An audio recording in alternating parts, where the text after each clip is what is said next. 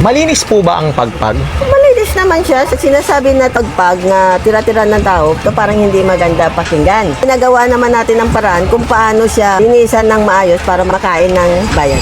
Pagpag ng chicken na manginasal tsaka Jollibee. Napupuntahan natin guys, gusto ko na masubukan kung ano yung experience, ano ba yung lasa talaga. Kasi curious ako guys sa lasa ng pagpag na sinasabi nila na nakukuha daw sa basurahan. Pero guys, magkakasama naman siya sa doon sa isang lalagyan na punong sila lang yung magkakasama, hindi siya nakahalo talaga doon sa ibang basura. Ilang beses po huhugasan niya ang pagpag? 4 po. Kakain na kami. Luto ng adobo. Good morning sa inyo lahat guys. Time check muna tayo, 11 na ng tanghali. So guys, papunta tayo ng Tondo, Manila. Nakita ko yung vlog ni Lois Sebastian at ng ibang mga tropang vlogger about dun sa pagpag ng chicken na manginasal tsaka ng Jollibee. So, yun ang pupuntahan natin guys. Gusto ko na masubukan kung ano yung experience, ano ba yung lasa talaga. Kasi curious ako sa lasa ng pagpag na sinasabi nila na nakukuha daw sa basurahan. Guys, papakita ako sa inyo kung ano ba talaga yung pagpag at paano yung process ng pagluto nila. At ano yung paniniwala nyo sa pagpag at kung pwede natin baguhin yung paniniwala nyo sa pagpag na madumi talaga siya or hindi ba siya pwedeng kainin. Subukan natin kung kaya natin kasi guys, karamihan naman sa Tondo walang-wala at hindi kaya bumili ng bagong luto o galing Jollibee. Dito sila bumibili ng pagpag na tira-tira galing sa Jollibee or Mang Inasal. So yun ang pupunta natin ngayon guys ha. So let's go. So andito na tayo ngayon sa may Tondo. Pupunta natin dito sa may McDo, Morion City, Toketsu, tsaka si Good Spot. Dito natin sila kikitain. Ito yung mga literal ng mga taga Tondo. Sila yung sasama sa atin papasok doon sa bilihan ng pagpag kung tawagin. So ayan guys, andito na tayo sa lugar ng Happyland sa may Tondo, Manila. Pupuntahan natin yung nagluluto ng mga pagpag dito. Ayan. Alam nyo guys, ang kinabubuhay lang tao dito sa loob ng Happyland, yung pangangalakal, pamamasura, street foods. Ito guys, makikita ninyo, ganyan ang tao dito para lang mabuhay at lumaban ng parehas. Sakto, pagdating natin dito, may niluluto ng pagpag-haluto ng iba't ibang galing ng restaurant. Pero mostly may kilala ako ditong restaurant na niluluto nila yung tawagan na yung pagpag na tirang manok. So ito siya.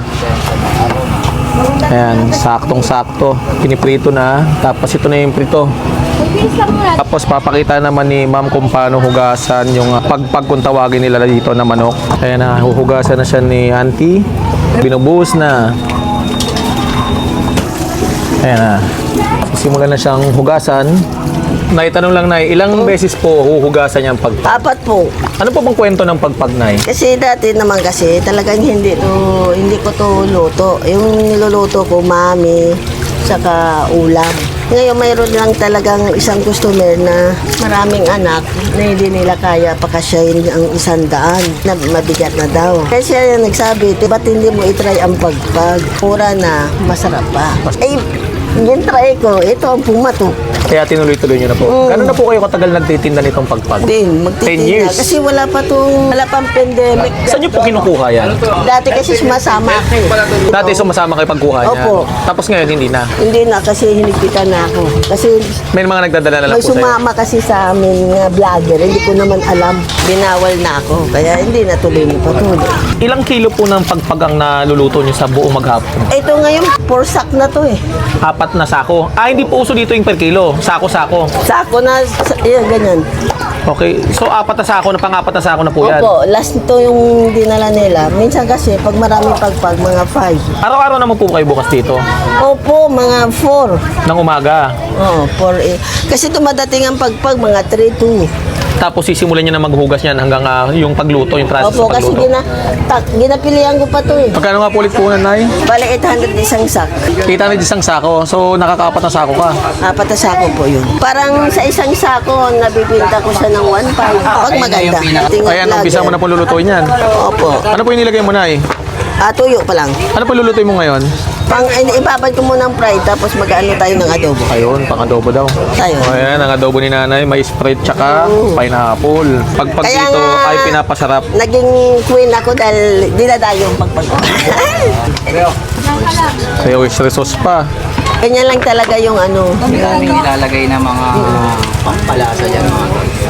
So ito na guys, nag-request tayo kay Tita Evelyn, Queen of Pagpag, kung pwede natin masaksihan yung pagluto niya ng adobong pagpag. Ano tayo ng Adobo, ayan, bawang muna. Ayan, nilagay na yung sibuyas saka sili. Ayan, nilagay na fried chicken na adobo.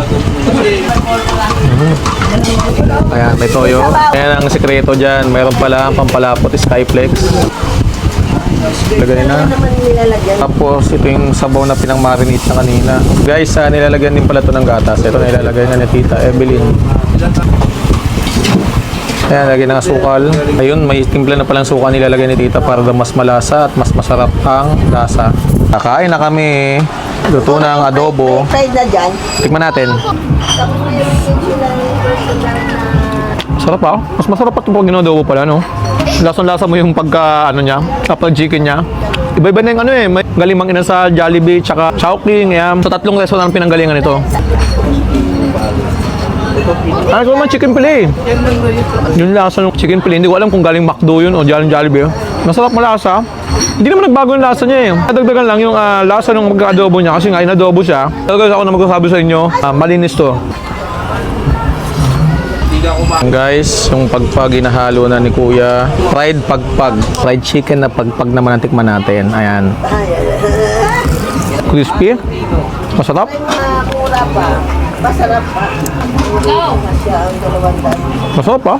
Yung pan-chicken, no? Ulam lang isang lang. Ay, patakaw ka. Iyo. Guys ha, pag nagawi ko dito sa Happy Land, sinasabi niyo yung delikadong lugar, maduming lugar, mahirap na lugar, guys. Sa experience ko dito, guys ha.